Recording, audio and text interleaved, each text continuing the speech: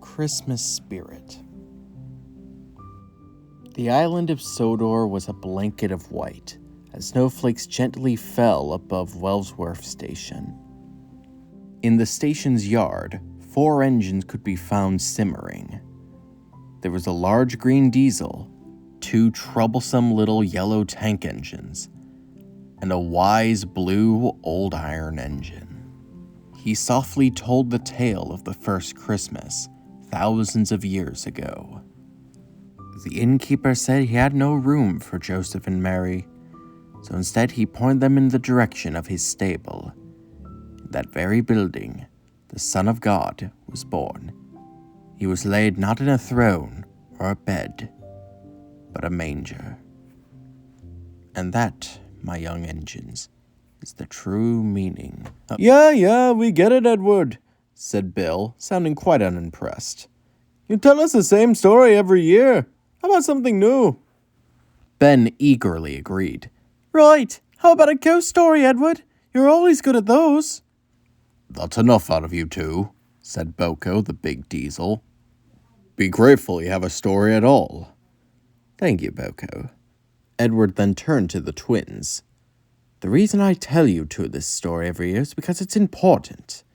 With everything that goes on, it's very easy to forget. The twins rolled their eyes. You're right, Edward. You're just out of material. Quite right, Ben. After all these years, he's finally run out of ideas. Boko's engine began to growl. I told you that's enough. Puh, fine. You two can keep your important story. Me and Ben are going over to Tidmouth. Right, they're holding their annual party. Those engines there really know how to have a good time. And with that, the twin engines raced off towards the big station, leaving a cloud of snow in their path. Boko's engine groaned. Well, more than usual. You'd think they'd finally grow up. They're still young engines, Boko. They've been young since the 40s. Well, you're right there. But I got through to Thomas. I'll get through to them eventually. Until then, I better go to Tidmouth too. I don't want them burning down the station. You coming? I'll be along shortly. I have something to take care of here. Boko cocked an eye, but didn't question it. He knew that if Edward didn't want him to know, it was probably for the best he didn't. So with that, the big green engine rolled out of the yard, leaving Edward all alone. There Edward sat, watching the clock. 5 minutes passed, then 10, then 15. Edward didn't seem to mind. He just watched the Christmas lights gently flicker from color to color. In the distance, Edward could hear carolers going door to door and smell the appetizing fragrance of a Christmas turkey coming out of the oven. Edward looked at the clock. It was 9:30. Maybe he's not coming this year. Just then, a strong gust of wind blew a pile of snow directly on the line in front of Edward. Edward seemed surprised, but then grinned. You know, I never could tell what you preferred. The holiday season, or making an entrance. The wind blew again, this time in smaller bursts. It almost sounded like chuckling.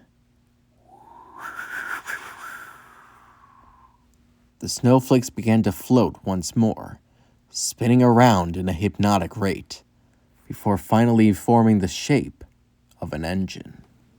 It had a similar shape to James, but with red wheels and without the number 5. However, given the showboating grin, it seemed that design wasn't the only thing this engine had in common with James. I know, it's running a bit late this year, but I had to wait for just the right gust of wind. My arrival had to be just right. You understand, don't you?